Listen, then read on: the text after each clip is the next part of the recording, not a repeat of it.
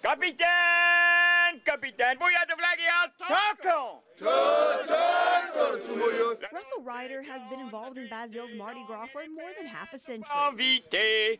Starting at 9, he joined the rowdy bunch, learning the traditions passed down from his parents and from their parents.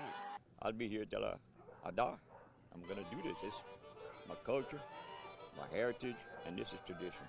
Over the years, some things have changed. We don't do it on horseback anymore because it got too dangerous.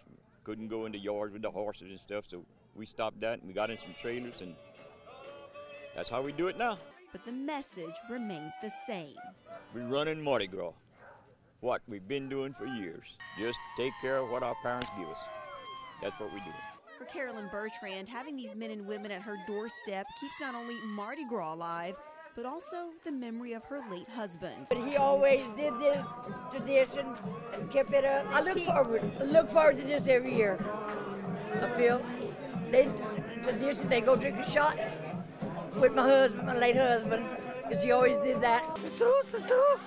From their clothes down to the song they sing and antics they play, these traditions will live on as long as people let it. In Basil, Katie Lopez, KATC, TV3.